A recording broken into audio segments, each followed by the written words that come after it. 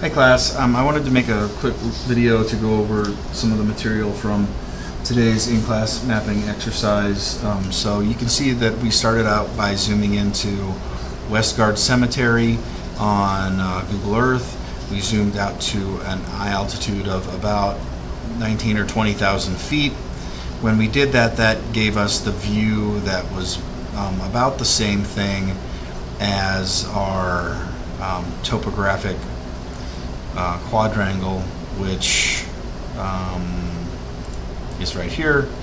We know it's the same because this identifiable part of the river right here, and then this little jog in the river here next to this Oxbow Lake.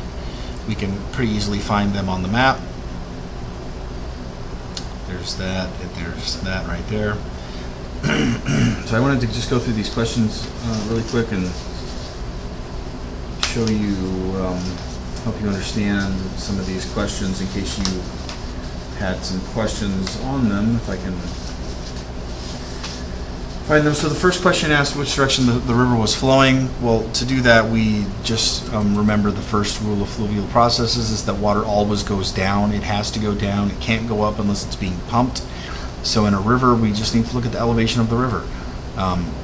One side will inevitably be higher and one side will inevitably be lower. And so this is the west side, this is the east side, north and south.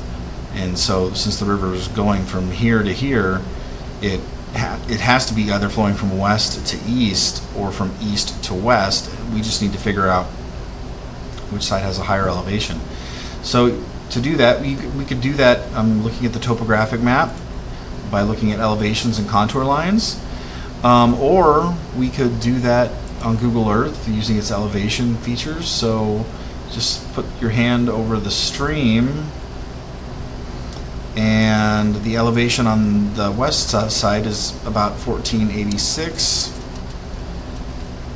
About 1486 right there. And if we go over here and make sure that we are on the stream itself, zooming in, you can see that the elevation is about 1479. So the elevation is greater on the west side than it is the east side, which means because of gravity, the river will be flowing from west to east. How can we tell, was the second question. Well, because we can tell because the elevation is, we measured the elevation on the west side and we measured it on the east side, and it's higher on the west side. And water always flows down. What's the approximate width of the Souris River channel? Well, it's just asking us how wide the stream itself is. So how do we measure that? Well, we use Google Earth's measuring tool, and we just measure the river channel. The river channel includes the banks, and the river's a little low here. So we measure that in feet, and this here it looks like it's about 75 feet wide. Let's look over here and see if it's about the same. 79 feet wide. Over here,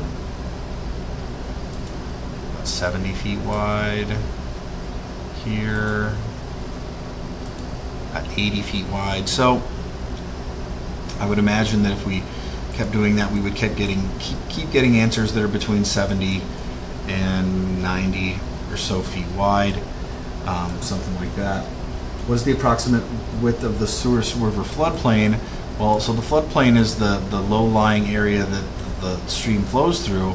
It's bounded on either side by these levees or bluffs, and the levees or bluffs are the walls that sort of hold the, bound the stream plane, the stream channel on either side.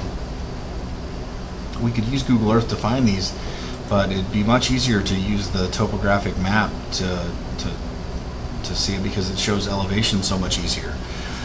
So the stream channel flows through the floodplain, obviously, and so if we wanted to find the bluffs or the levees on either side that bound the floodplain, all we have to do is go to the north of the stream or the south of the stream until we run into the first steep areas.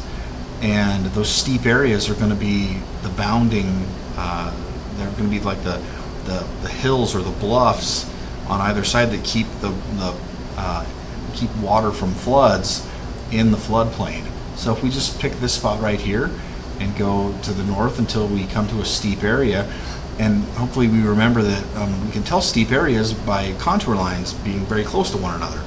And when we do that, we go to the north here and we see this area here, which is 1, 2, 3, 4, 5, like 6 contour lines all bunched together right along here. And so this tells us that this area right along here is our bluff or our levee to the north. It's about 30 feet higher than the floodplain. So you can kind of see it with the topographic map right here. And this area right here is the bluff, but it's obviously a lot steeper, and it goes along there. So to the south, we just do the same thing. Start at the stream, go to the south, and here's our area where the contour lines are all bunched together.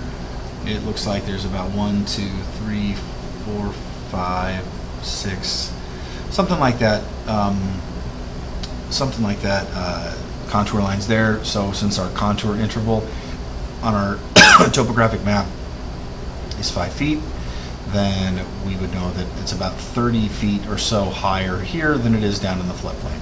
And again, you can see that the boundary of the floodplain on the south is, kind of right along here. And so when it asks us how wide is the floodplain, we could either use the scale on this topographic map to determine that and just measure from here to here, or from here to here, or from here to here, or from here to here, or we can just do it in Google Earth. Now that we know now that we recognize, hopefully, where the boundaries of the floodplain is, we can see that the floodplain goes right along here on the south, right along there, and then in the north it goes right along here. And if we wanted to confirm that in Google Earth, we can look at the elevation. So the elevation in the floodplain is going to be around 1490, in the 1490s, 1495, 1494, 1496. It's really, really flat down here. But as we go to the north to where our bluff is, or where our levee is, the elevation is going to start climbing up, and there's 1506, 1507, 1508, 1509, up to about 1510.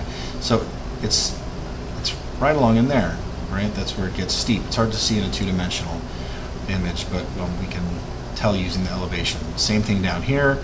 We start at the stream, and it's going to be relatively flat, and then it's going to start jumping up right about there. So right here it's 1565, and just down here it's 65 feet lower. So the boundary of the floodplain is right there. So we just need to measure across there using the measuring tool from like there to right about where we said, about 2,500 feet.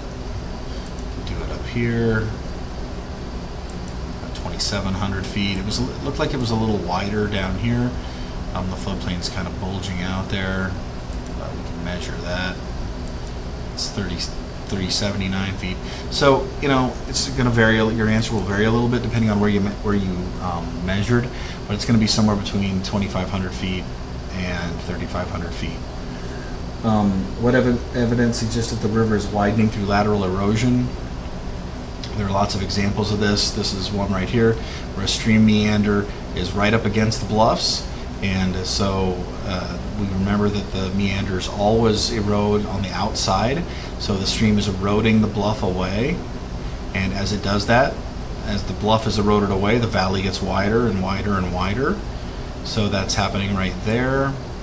It was happening right here before that meander got cut off, and it's happening right here, and it's happening right here, It's happening up here on the north side. So it's happening all over the place on this stream. Anytime a meander erodes into a levee or a bluff, it is going to widen the valley.